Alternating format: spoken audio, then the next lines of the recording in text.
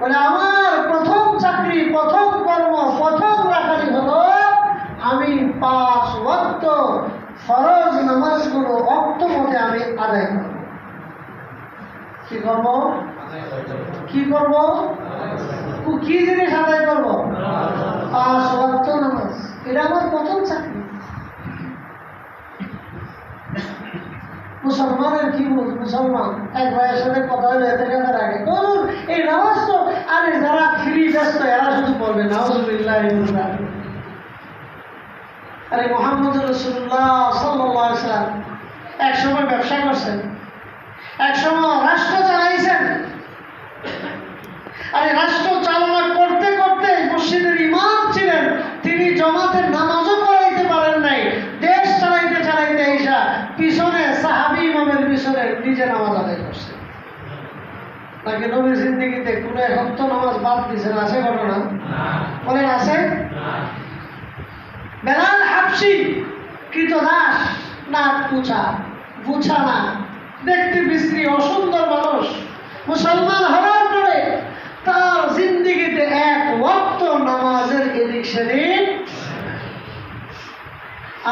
হযরতে সালমান ফার্সি রাজবংশের লোক,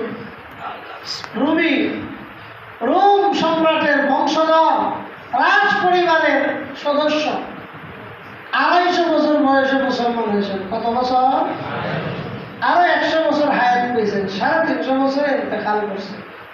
এই বৃদ্ধ বয়সে মুসলমান হওয়ার পর থেকে দ্বীন শিখেছেন, কোরআন শুদ্ধ করেছেন, পূর্ণ ইসলামের উপর ছিলেন। একটা আল্লাহর হুকুম, নবীর সুন্নাহ, 1 ওয়াক্ত নামাজের এদিক সেদিক হয়। মারত বেলালে হাবশিকে মারতে মারতে তার কোমরের একদম পিছনে হাড় পুরো ছাড়া যত চর্বি আর গোশত ছিল সব গলে কঙ্কাল হয়ে গেছে। হযরত ওমর ইবনুল খাত্তাব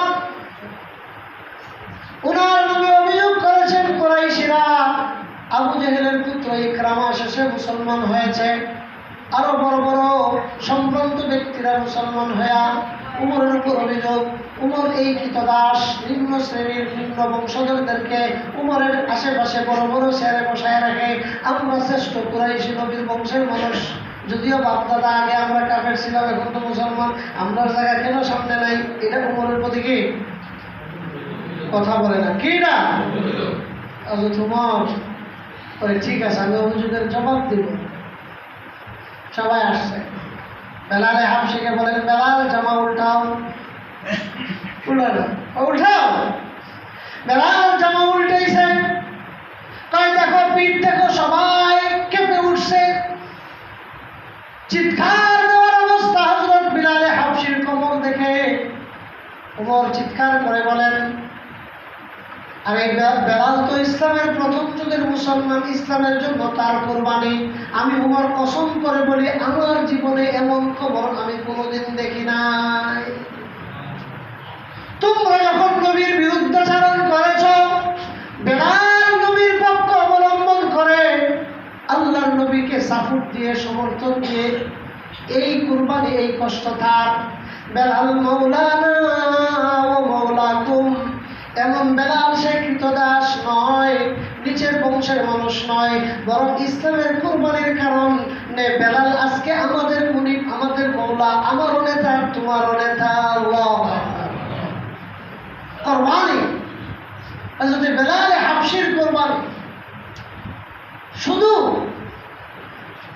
ইসলাম আর ঈমান আনার কারণে, আল্লাহকে এক মানা আর আমার নবীকে স্বীকৃতি দেওয়ার অপরাধে ওই বেলাল এত কষ্ট করছেন। ইসলামের ইতিহাসে এমন কষ্টকর মানুষ আর দেখানো যাবে। হযরত সুমাইয়া রাদিয়াল্লাহু আনহা, হযরত আম্মার ইবনে ইয়াসিরের আম্মা যান, কেন তিনি কালিমাতুশ শাহাদাত পড়ে গোটা ফ্যামিলি, হযরত ইয়াসির, হযরত সুমাইয়া এবং তার পুত্র আম্মার তিনজন মুসলমান হয়ে গেছে। এই জন্য হযরত সুমাইয়াকে হাত পায়ে পেরাক মেরে লজ্জাস্থানে তীর মেরে ওনাকে শহীদ করে দিয়েছে আবু জেহেল। জোরে বলেন নাউজুবিল্লাহ।